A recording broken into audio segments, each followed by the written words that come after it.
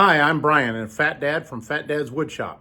And I'm doing this video today to show you another technique on bending wood. This is veneer bending. Fat Dad Woodshop.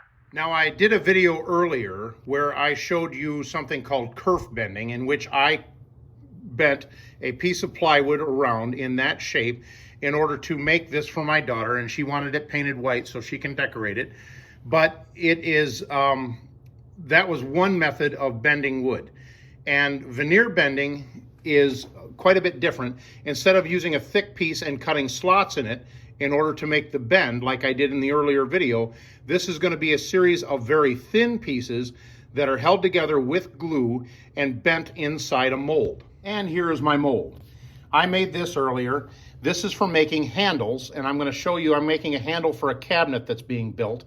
And this is just a regular piece of plywood, and I cut this out with a bandsaw and then sanded it to a line with either a spindle sander or a belt sander. And I cut out this void here completely. You don't want to just cut it apart and then pull it apart and use it, because these are actually two different curves. You want to leave that space in there for when you shove in the pieces of veneer. I also bolted or screwed this piece of hardboard to the bottom, so when I stack the pieces of veneer in here, they will all be more or less sitting at the same height. And this is 3/4 of an inch thick, because these handles are going to be about 3/4 of an inch thick when they're done. Then, of course, this mold, the whole thing, will fit right inside this bench clamp, and it can squeeze together while the glue is drying and hold that all in place. Another thing I'm going to need is a whole bunch of thin pieces of veneer, and I'm going to make them, and I'm going to do that by making a jig. And what I've got to start with is a piece of wood that's wide enough so that when my hand is running the jig back and forth next to the table saw, there's enough room for my hand to not be near that blade. And I'm also going to attach a handle to the jig so that my hand is nowhere near that saw blade while it's running. And I'll show you how this is built. Okay, I've attached this handle to my jig, and I've put it on with screws, and I made sure I countersunk these screws enough so that they do not touch the bed of my table saw. And what I'm going to do now is I'm going to cut just a very thin sliver, about 1/16 of an inch wide, from the front here down to about this line, so that my hand will stay well away from that blade, because I don't want my hand anywhere near that blade when I'm cutting veneer.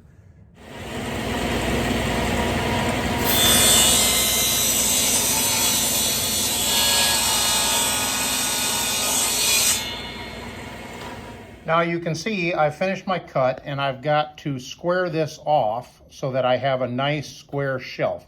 I could do that with a chisel, or I'm probably just going to do that with a bandsaw.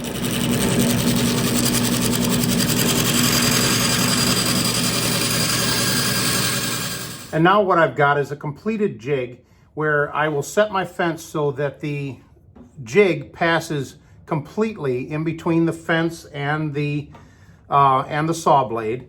And then I will take my piece that I'm going to cut into veneer, and it's got to be big enough where I can guide this end of the piece without having to worry about getting my fingers near that blade.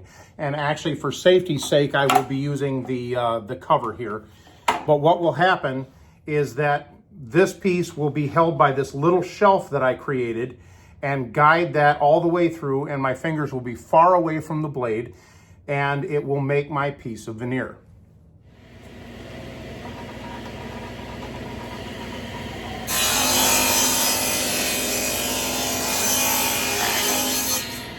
Now, the pieces of veneer that I've cut are about 1/16 of an inch thick, or that's about 1.5 millimeters in thickness.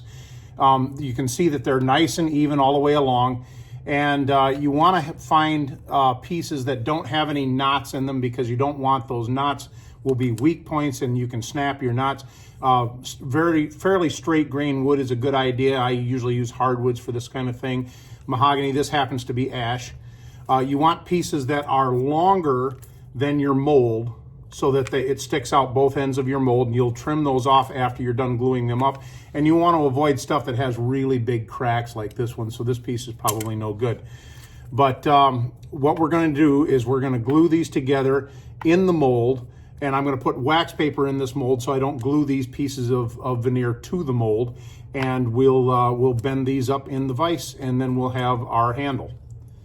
Also, I'm using 3 pieces. I've used as many as 5 to bend stuff, but I've always been told that it's more stable if you use an odd number of pieces of veneer. I'm not exactly sure why this is, but that's what I've been told. So I've got my piece of wax paper here, and I tend to reuse this stuff because I'm cheap. And I'm going to actually put this inside the mold when I put these in there. I'll take my first piece of veneer, and this is Titebond 3. And I don't think it really matters what kind of glue that you use. Any kind of wood glue would work for this. And one of the best things about this is you don't have to really wet this veneer down, because just the moisture from the glue does a pretty good job of allowing this wood to bend when it's in the mold. And this can get a little bit slippery, so you want to try not to make too much of a mess, but you do want complete coverage on these pieces when you're putting them in the mold. And my glue bottle is running a little low, so it's taking me a minute to get it all out of there. But you do want glue touching everywhere on your joint so that you're not, so you don't have any voids. Otherwise, you're gonna take this thing out of the mold, and it's not going to, it's gonna pop open somewhere, and then you basically have to toss it and make a new one. So we want to avoid that if we can. So too much glue is better than not enough. And you just get it all on there. And once you got those 3 pieces together, you take your wax paper and you set these in there. And you give that glue just a minute to kind of soak into the wood, just a second. And that's one of the reasons I like using the Titebond 3, is because it gives you a little bit longer set time than the Titebond 1 or the Titebond 2. And you know, there's other glues out there that absolutely will work for this. So you don't think you're stuck with that type of glue. And then you just start kind of easily, slowly, don't rush this process. You let that wood bend as it's going to, and you kind of very carefully listen for cracks, because you don't want to, you don't really want to bang this down tight, but eventually this thing will bend, hopefully to the shape that you're looking for. And I'm also keeping an eye for anything that's clearly failing.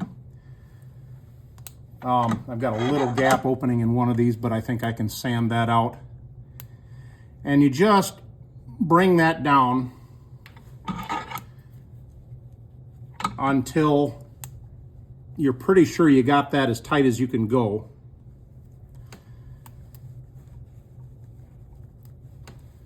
And you get the shape that you're really looking for. And then I'm gonna come back tomorrow morning and see how we're doing. So, okay, I've got this in the clamp overnight, and now I'm going to pull this out. And as you can see, it's retained its shape. We'll just peel this wax paper off of here. And we've got a handle-shaped piece of veneer.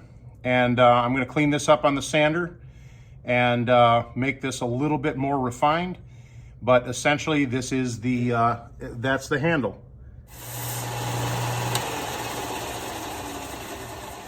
Now you can see here that when you sand the sides of this, those lines, these kind of lines, just sort of disappear. And this looks like one solid piece of wood, which is what you're really going for.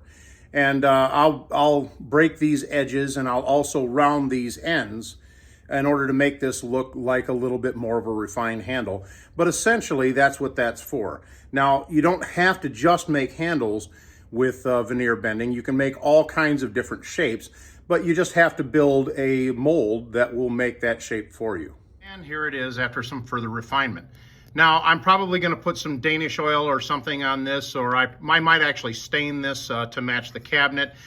We haven't really made those decisions yet. I will put some holes in these tabs with some countersinks, probably for some brass screws or something a little bit more decorative, because this will be visible on the outside of the project. But that is just one of the things that you can do with veneer bending.